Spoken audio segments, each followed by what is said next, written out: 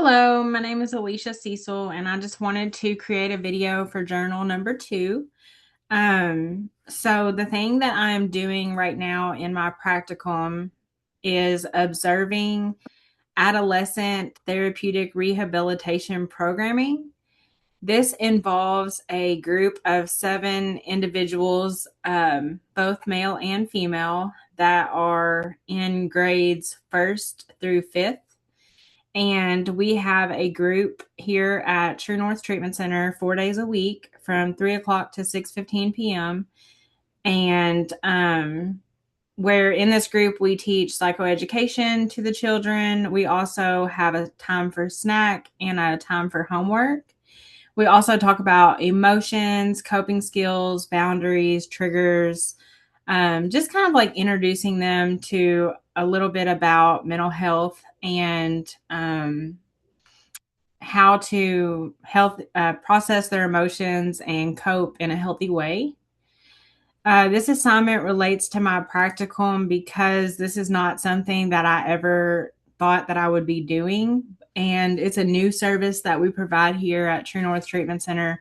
So I have been dipping my toes into it and observing and helping out as I'm needed. And for the competencies that relate to this, so in competency number 4, engaging in practice informed research and research informed practice, there are modalities that are going to be used in this group throughout the semester that are research informed and practice informed practice. And so that relates to that. Also, for competency number 7, assessing individuals, families, groups, and organizations and communities. So this gives us a chance to work with the children. They actually go to a local elementary school here, and we transport the children from the school to our facility. And then we facilitate the group, and then their parents come and pick them up. But this gives us a chance to work with the individuals and the children, and also with the children as a group. And then competency number 9, evaluating practice with them. Like I said, also this gives us a chance to evaluate practice with the children and the children as a group, because we get to see if this is going to impact their behavior not only at school but also at home. So their parents and the school, we have a line of open communication where they can communicate with us to let us know things that are challenging for them during the week that maybe we can talk about when they come to the agency. And then also my strengths in this experience at the agency for this particular assignment is just that I'm open-minded and I have small children at home. So I'm a little familiar with children. And when I graduate, I'm actually wanting to do therapy with younger adolescents. So this gives me a chance to kind of learn a little bit how they communicate, their thought process, and kind of what is working for them for expressing emotions, communicating with us about what's going on at school, what's also going on at home. Any experiences or that have challenged me or helped me grow. I feel like this is a great experience for me personally, like I said, to help me grow because I do want to work with younger adolescents. Feedback that I've received during supervision, I haven't really received any feedback other than that this would be good for me as a learning opportunity. One thing right now that we're working on in supervision is studying the pocket prep for the CSW test.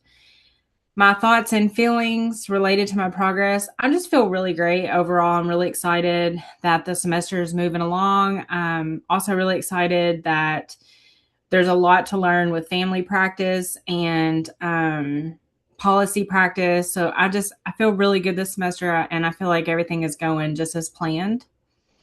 The ADI practices that I've observed in my agency, as usual, this agency is very diverse, and they always make all of their information presentable and understandable for all populations, including the younger children. So one thing I've noticed, like when they go into the group, is instead of like saying this is our group room, they'll say take a moment to look around and look at all the stuff that is in this room. And then every time we introduce the children to a new room in the building, we reiterate the rules that we're not going to touch anything. Nothing's going to be able to be moved out of its spot. And if anything gets broken, that we're not going to be able to use this room anymore. So it's been really good to see like the children having that explained to them, because they seem to understand like, okay, this is not my house. This is somebody else's building, somebody else's belongings, and we got to respect it.